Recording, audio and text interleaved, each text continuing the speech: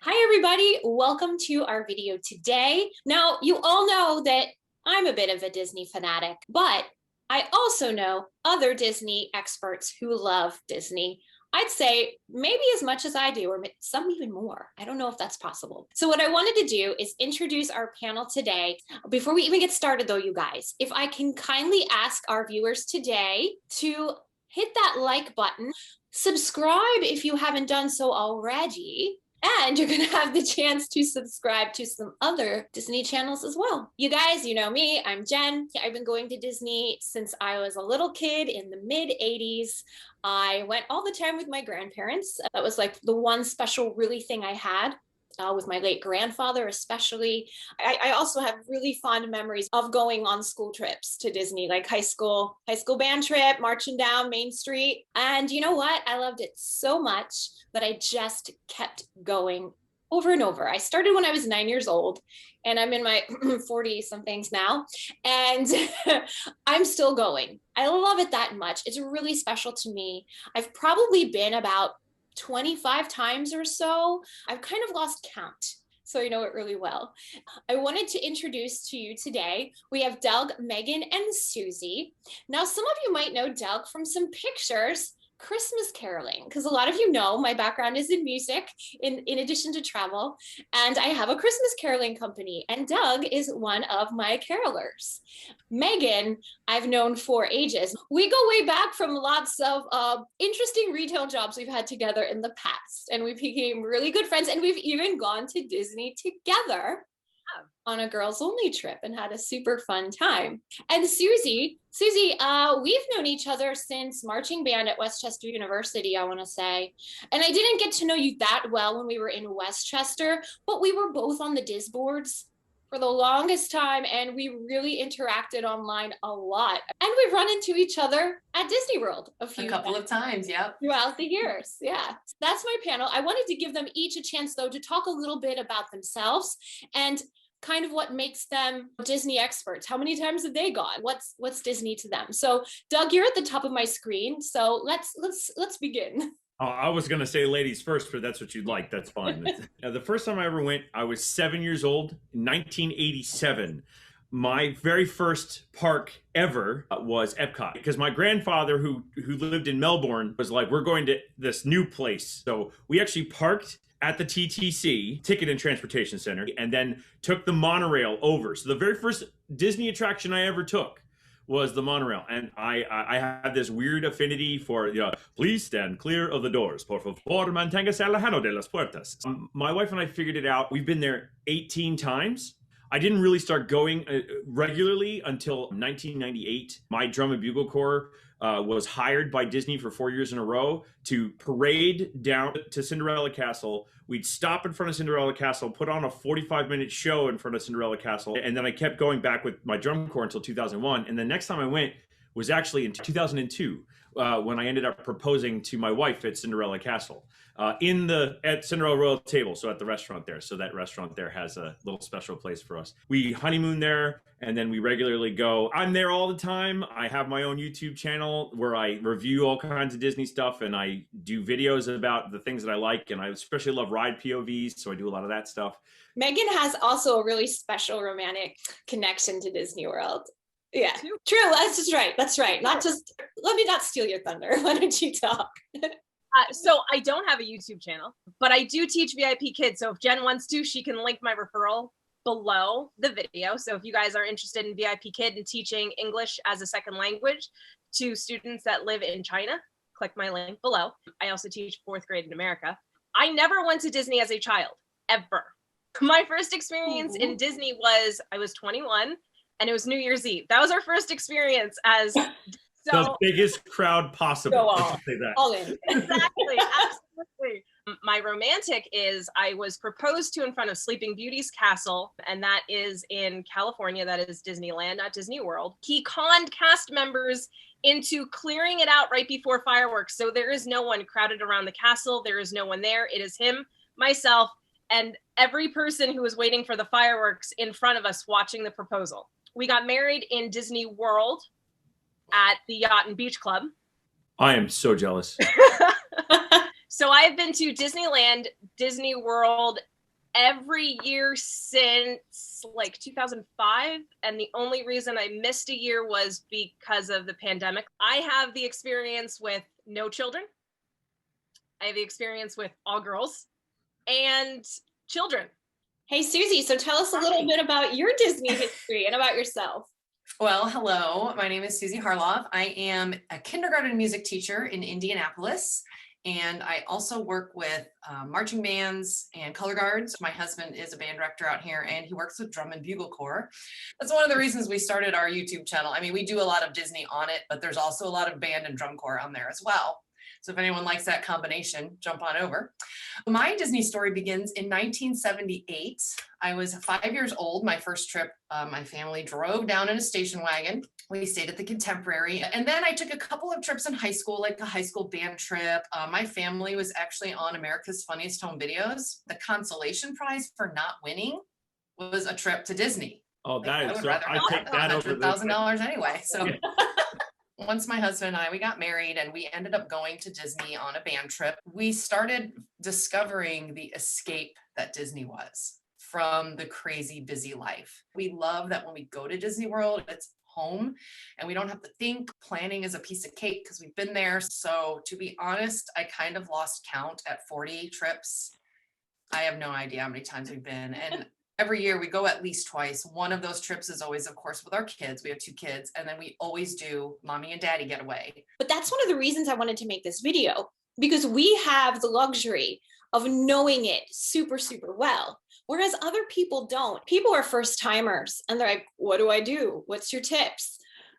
And it's like, where to begin? And I wanted to, you know, without making this video an hour long, I wanted to kind of just get to some of those tips and some of our favorites that we can maybe share with newer Disney goers. Hopefully it makes their travel planning a little bit easier. I wanted to quick touch on our favorite ride or attraction in each park. All right, so let's just do kind of rapid fire. Favorite ride or attraction in every park. We're going to start with Magic Kingdom. Susie, go. My favorite ride in Magic Kingdom is Space Mountain. All right, Megan, Magic Kingdom. Haunted Mansion. Awesome. Doug.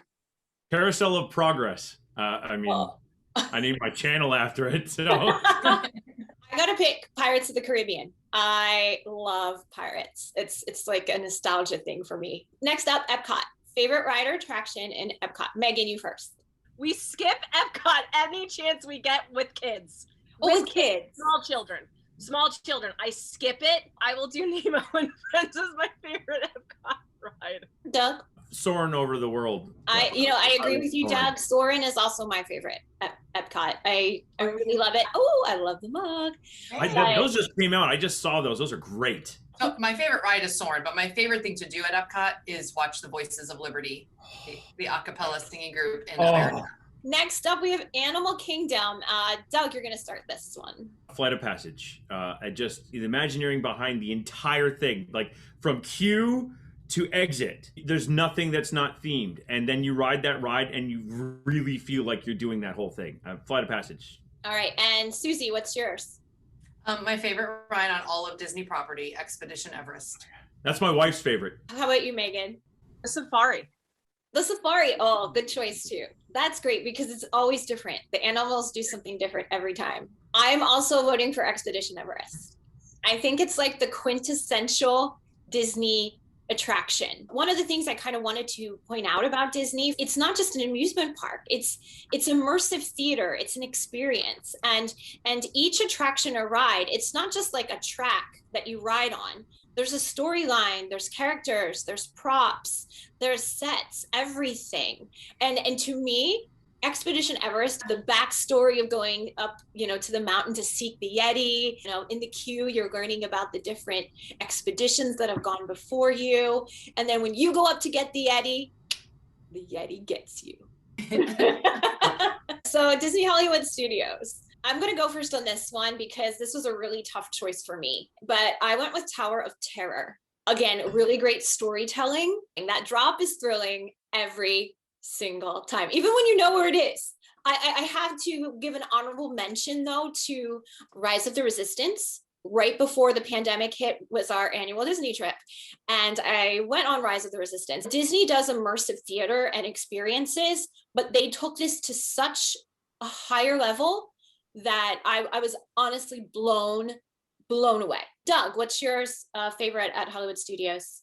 Well, it would have been Tower of Terror until I rode Rise of the Resistance. Absolutely the most incredible ride I've ever been on in Disney.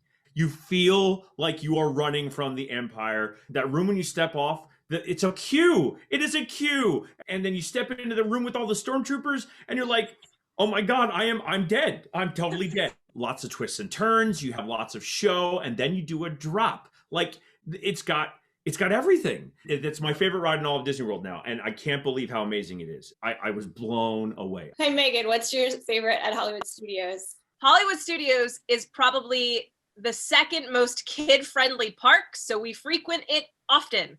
So because I'm a very competitive person, Toy Story Mania.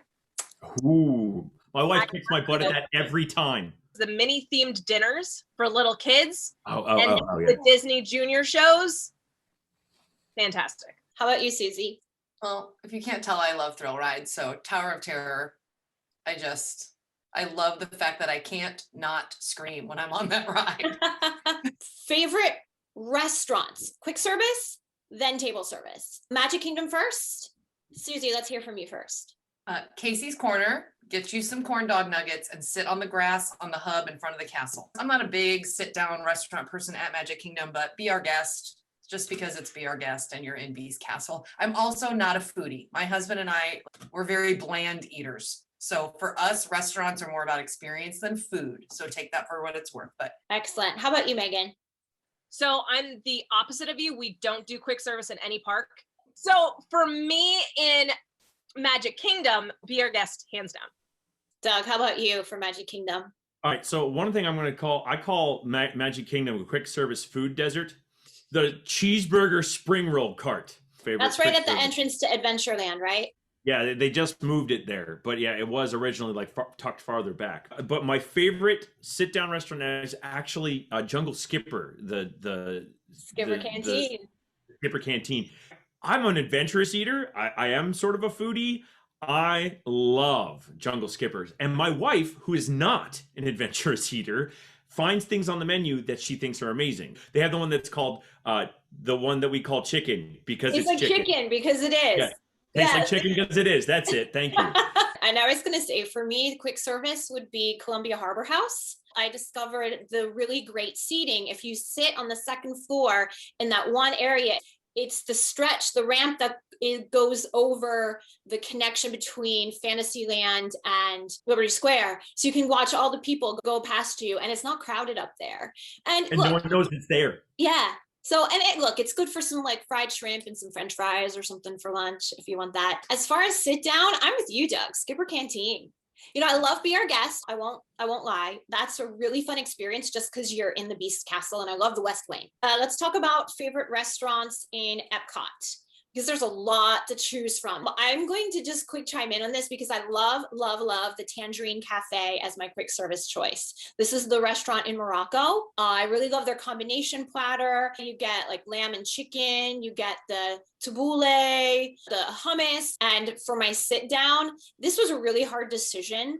I don't know about anybody else because there's a lot of really good sit down restaurants in Epcot. I chose Chef de France though. It was a tough choice, but I went with Chef de France just because consistently I have had the best French onion soup in the entire world there every single time. All right, how about you, Susie? Epcot. So I'll tell you what my quick service is, but we have recently fallen in love with the fact that there's almost always some kind of festival going on. And so when there's a festival, there's little food booths scattered all around the park. And we have fallen in love with just grazing all day, just stopping by a booth and getting a tiny little tasting for us to share. So that's a good suggestion. But Sunshine Seasons in the Land Pavilion, it's right by Soarin'. And they just have a really great variety of food and some really good healthy options there. Our favorite is Via Napoli. The pizza there is ridiculous. And the servers are beautiful. I love Italians. How about you, Megan, for Epcot?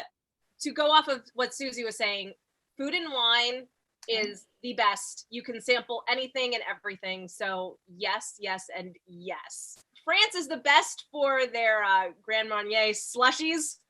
Mexico has the best margaritas. My husband would be very upset if I did not mention Tepanito for hibachi there. Really good. My kids love it. They are so catering. My husband and I don't really eat carbohydrates, so I have to go with Le Cellier for their steaks. Yes, honorable mention to Viennapoli as well. They're just amazing sangrias there. Doug, what about you for your favorite Epcot restaurants? I've been there, by the way, for Festival of the Arts, Food and Wine, and Flower and Garden Festival. And they're not wrong on these booths. Everyone stole my answers today, but my wife told me that I have to give an honorable mention to La Cava del Tequila. They serve chips and queso, so they technically are a place Really to good eat guacamole. Food. Yes, really and the guacamole is really good, but their top shelf margarita is incredible, and it's worth the money you pay for it. It's probably one of the best margaritas I've ever had. I agree with Susie on Sunshine Seasons. The Sunshine Seasons restaurant is great. It also uses the vegetables from Living with the Land. So Yeah, the it's ones like they grow there. literally pulled from feet away. And I'm going to agree with Megan on Le Cellier. Le Cellier is my favorite sit-down restaurant in Epcot, and I've eaten at a lot of them. And Viennapoli is great. Tutto Italia is great. The Beer Garden's great. They're all great. But Le Cellier is just enough above everybody else. Let's jump over to Animal Kingdom for our quick service and table service choices. Megan, what are your choices? None. And you know why. My husband is the pickiest eater on the planet, so we can't eat anywhere there. So we don't normally eat in Animal Kingdom, but can I say Boma at Animal Kingdom Lodge? Zebra domes. Excellent choice. The buffet, especially for breakfast, their meat, a la carte, it's phenomenal. Although when we went to Sanaa on our girls' trip, it is a very close second, but those would be the two. That's one of the only restaurants I have never eaten at is Sanaa, and I've heard that the bread service there is incredible. It's incredible. Yeah. It's if so you good. You have to for there. You have to go. Let's jump to Susie. What is your favorite restaurants in Animal Kingdom?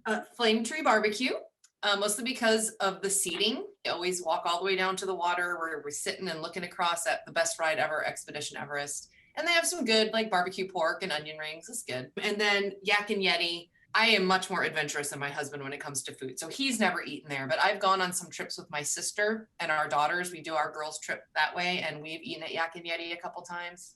Really good. How about you, Doug? I'm going to agree with table service. I love Yak and Yeti because it's really, really good Chinese, really, really good Mongolian, and really, really good Thai, all kind of like worked into one restaurant. I recently tried Satuli Canteen in Pandora, and those bowls with the noodles. I got the noodle bowl with the green sauce and chicken and steak combo. Oh my goodness. That was incredible. I agree with you, Doug. Satuli Canteen is probably, at least for us, we think it's the best quick service restaurant in Disney now. You get a lot for what you're paying for. It's delicious. As far as sit down, I'm also Yak and Yeti, you guys. I love Yak and Yeti. It's great Asian food, always prepared really well. But I also love the decor. The restaurant is just so lovely and beautiful inside. So I want to kind of transition now over to Hollywood Studios, because funny how Megan says they hardly ever eat in Animal Kingdom. We love it. We hardly ever eat in Hollywood Studios. I don't eat table service in Hollywood Studios. Counter service now, quick service. We did try Docking Bay 7 in the new Galaxy's Edge section, the Star Wars section of the park, and that was really good. What about you, Doug? What's your favorite places to eat in Hollywood Studios? First off, I had a Ronto wrap for the first time, and that is definitely my favorite quick service after having that. That Ronto wrap is incredible. It's a smoked sausage wrapped in turkey, and then they have this like vinaigrette slaw on top of it, and it's in like naan bread. It's wrapped in like naan bread. Pretty much all they serve at Ronto Roasters, but it's great. For sit down, I actually highly recommend 50s Primetime. 50s Primetime is a load of fun. Everyone's your cousin. It's all comfort food like meatloaf and fried chicken and the peanut butter and jelly milkshake. I love the cast members there because they mess with you. They made a grandma who didn't finish her vegetables stand in the corner, and the kids are laughing, and the grandma's like, "What?" And she's like, you didn't finish your vegetables. Go over there in the corner." If that kind of stuff gives you anxiety, though, you can easily just say to the cast members, "Hey, I just want to watch the antics. Don't want to be a part of it," and they're cool with that. How about you, Megan? not because of food, because of characters, Hollywood and Vine. Breakfast is sometimes majority of Disney Junior characters. Dinners are now mini themed, so they theme it during different seasons and different like holidays. How about you, Susie? What about Hollywood Studios? Oh, I'm like Megan. Like I literally wrote in my notebook, none for quick service. But then I remembered Woody's Lunchbox. Oh yeah. Oh, that's new, yeah. Those tater tot tachos, you know, so it's not like a meal, it's more of a snack, but we will go there. Grilled cheese and tomato soup, I think they have. And then I'll just, you know, Doug already shared a lot about the 50s prime time, but we eat there all the time. We are that family that loves to mess around and play too. And I have so many stories. It's so much fun. And the food is delicious. All right. How about Disney Springs? Because even though Disney Springs doesn't have attractions, it's lots of shops and lots of restaurants. What are your favorite quick service and table service restaurants in Disney Springs? How about you, Doug? For quick service, Chicken Guy. I can't believe how good freaking chicken tenders are. And with the sauces, the Chicken Guy, the Guy Fieri's Chicken Guy, it is really good. For sit down, I'd have to say, actually, Raglan Road. It's really hearty Irish food. The shepherd's pie there is great. I also really like the bangers and mash. The entertainment's great. They had Irish, traditional Irish dancers. What about you, Susie, for Disney Springs?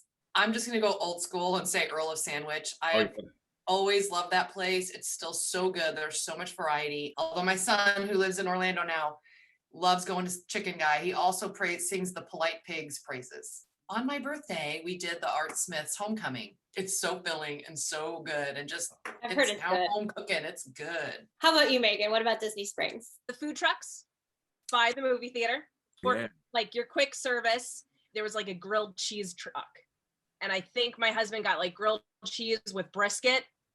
It was fantastic. Okay, so this is not traditional, but Splitsville. So if you want good bar food and you want a bowl or just eat your wings or pizza, Splitsville. Oh my gosh, the food is so good. And we eat every time. Great. I was going to say for Disney Springs, I was going to go with Earl of Sandwich for my quick service choice because I feel like it's always good. Although now I got to try out this chicken place. But for sit down, it was tough because I do love the boathouse. We've done that the last couple trips. But Frontera Cucina, holy cow, it is so good. He's an Iron Chef winner? I don't know. It's so good. It was so freaking good. Park hoppers, yes or no? Thumbs up or thumbs down? Park hoppers. Oh yeah, definitely do it. I would like to say the reason that park hoppers are a yes, because you want that flexibility. What if the weather turns? It's Florida. I mean, the weather can really turn. Or, you have your dining reservation in one park, but you really want to hit the rides up in the other park. You don't want to be tied to just that one park all day. What would be your number one tip? And this is really hard, or one or two tips for first timers. Like, for example, what I would say is it's Disney, especially if you're new. If you really know it, it's different. But if you're new, it's not a just go and wing it type of trip. You need to prepare, you need to research, you need to plan, or you're not going to have a good time. So you either need to do all the research yourself or a travel agent who is a Disney expert. You can't just go and do Disney. You need to prepare for Disney. And then hint, hire Jen. Yes, just a reminder, folks. One of my side jobs is that I am a travel agent that specializes in Disney, and I can book your trip and I can give you all that insider info, and it doesn't cost you anything extra. Disney either pockets that commission or they give it to a travel agent. I would be happy to help you. And the other thing too is I think people sometimes when they are first starting to go, they try and bite off more they can chew. You can't do everything on a first trip. Disney World is ginormous. You need to pick a few priorities each day, do those and done, and then plan for your next trip. What about you, Susie? What would you say for a first timer? You literally said everything I wrote down. Very first thing I say is get a travel agent that specializes in Disney. If you haven't been to Disney ever, or you haven't been in a long time, you will be overwhelmed. They don't cost you anything. So I don't know why you would not ever get a travel agent. That's my number one advice. And then pack your patience, because you see Disney commercials on TV where there's a little girl running up to Cinderella and they hug each other. It's beautiful. But Like in real life, there's a lot of people there and you're going to be waiting in line and you're going to be dealing with other people, and you need to find the magic in being there and experiencing it and not get bogged down in the crowds and the waits. Good point. What about you, Megan? I'm going to make my tip specific to parents with small children. Book your fast passes for the rides. Book your characters with meals. Do not wait for a character unless there is someone that your child absolutely has to see and there's no meal associated with it. That would be my number one. Like, get your rides and your attractions in, get your characters with your meals. That's why you're not wasting the time in the lines and you're not having the breakdowns. That's great advice. Really good. How about you, Doug? I have one quick one, and that's take one of the behind the scenes tours. The one that I recommend for price is the behind the seeds tour at Living with the Land. It's only $30. You get 90 minutes. They take you into the greenhouse and show you how the greenhouse works from a real biologist. It's not just from a cast member talking. Like, they bring in their college student kids are learning to be biologists. The other one I actually give, this is a little bit of a weird one. Be nice to the cast members for two reasons. One, they get pooped on by some people in the parks regularly, and they deserve to be nice to, because they are just there to try to make you happy. Don't be fake nice. Be real nice to them, because I've had random things happen to me just from asking a cast member how their day was. Actually, just to bounce off that, talking about cast members or CMs, even from an educational standpoint, kind of like what you were saying with the tours, when you're in Animal Kingdom and you're on one of those walkthrough safaris, talk to the cast members. Those people are experts with the animals. They're not just somebody who was brought in to stand and watch. They're actually animal specialists. The other thing too, the cast members in the World Showcase in Epcot are brought in from those countries.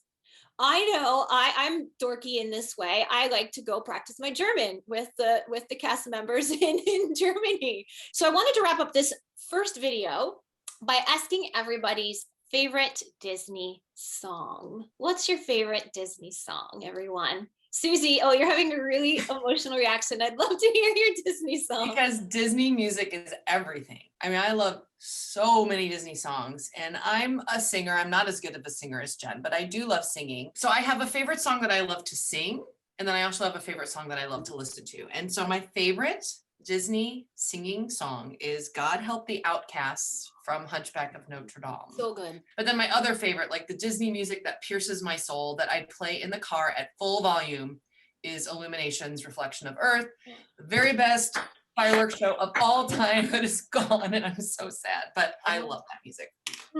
I would say my favorite animated song is Colors of the Wind with Pocahontas. Ooh, so good. And then live action film, early 90s from the Newsies, Seize the Day. Oh, that's a good song. Ooh. How about you, Doug? I'm gonna have to say from animated. Gosh, it disturbs me to see you, Gaston. I love that. I love that song, and I laugh my way through it every time I watch Beauty and the Beast, which is my favorite Disney Renaissance animated movie in the parks. While We Go On is a great song, and it gives me chills every time. I have to be honest, it's the Carousel Progress. It's Great Big Beautiful Tomorrow. It's so positive. It's so positive. I can't walk out of there without a smile. Yeah. For me, it goes back to my very first Disney trip in 1985. We were watching the fireworks. When You Wish Upon a Star came on. We were right next to the castle watching. And even as a little kid at 9 years old, I just started crying because of where I was and the music that was playing. To this day, When You Wish Upon a Star makes me cry every time.